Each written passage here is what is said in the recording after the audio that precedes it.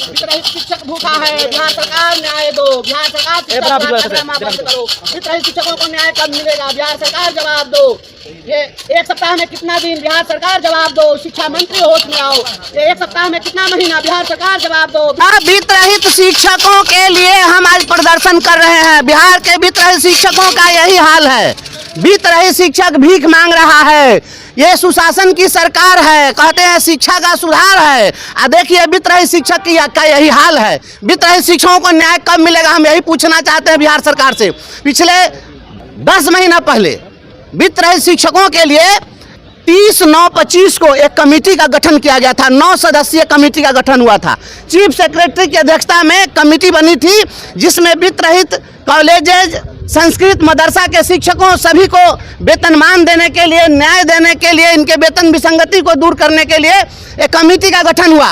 और इसी सदन में शिक्षा मंत्री ने बजट सत्र में आकर के कहा कि हम 1 सप्ताह के अंदर इसकी बैठक कराएंगे। और 1 सप्ताह के बदले आज कितने महीने बीत गए, आज तक कोई बैठक नहीं हुई। हम ये पूछना चाहते हैं कि 1 सप्ताह में कितना दिन होता है, कितना महीना होता है। और जो कमेटी की जो बनी थी, उस कमेटी को प्रत्येक महीने बैठक करनी थी। उसमें लिखा हुआ था कि हर महीने बैठक होगी और समीक्षा करके रिपोर्ट दी जाएगी और सुझाव दिया जाएगा। आखिर इसका नहीं हुआ।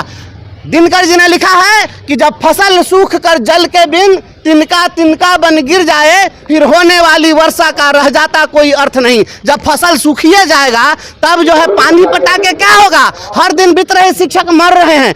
हमारी योग्यता जरा आप देख लीजिए, हमारी योग्यता क्या है। हमारी योग्यता PhD है। PhD किए हुए लोग और भीख मांग रहे हैं बिहार के अंदर में, यही शिक्षा व्यवस्था है। और मुख्यमंत्री जी घोषणा करते हैं 211 प्रखंडों में कॉलेज खोल रहे हैं। 2 कमरे में आप कॉलेज खोल रहे हैं और इनके पास में इतना इंफ्रास्ट्रक्चर है, बिल्डिंग है, उसको आप नहीं लेंगे।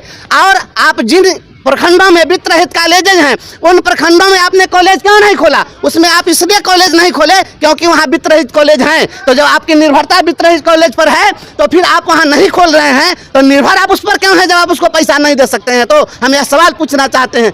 आप जो है क्या किए, आप PM श्री स्कूल के नाम पर जो आप ड्रामा किए कि हाई स्कूल को हम PM श्री बना रहे हैं। जो राष्ट्रीय शिक्षा नीति है उसके तहत PM श्री का जो कंसेप्ट था उसमें था कि यह आसपास के विद्यालयों को नेतृत्व प्रदान करेगा। तो नेतृत्व प्रदान करने के बदला में बगल के मिडिल स्कूल के 6ठा से 8वां तक के बच्चा को अपने यहाँ ले लिए, उसका 100 रुपये बिगाड़ दिया, प्राइमरी स्कूल हो गया। और 6ठा से 8वां के बच्चा को पढ़ाने के लिए हाई स्कूल में टीचर नहीं है। यह शिक्षा सुधार हो रहा है। आप दो कमरा में आप जो हाई स्कूल में जाकर जबरदस्ती कब्जा करके उसका कॉलेज खुलवा रहे हैं। और ये वित्तरहित शिक्षक कहाँ जाएंगे। खाली कटोरा लेके क्यों आए? खाली कटोरा हम बता रहे हैं कि ये वित्तरहित शिक्षकों का यही हाल है। इनके पास में कोई चारा नहीं है। पढ़ा लिखा लोग कहाँ भीख मांगेगा, कहाँ बउआएगा, किसके पास जाएगा। और हमेशा यहाँ पर सदन के अंदर में यही मामला उठता रहता है। अब वित्तरहित शिक्षक को कोई न्याय नहीं मिल रहा है। आखिर ये वित्तरहित शिक्षा नीति कब समाप्त होगी।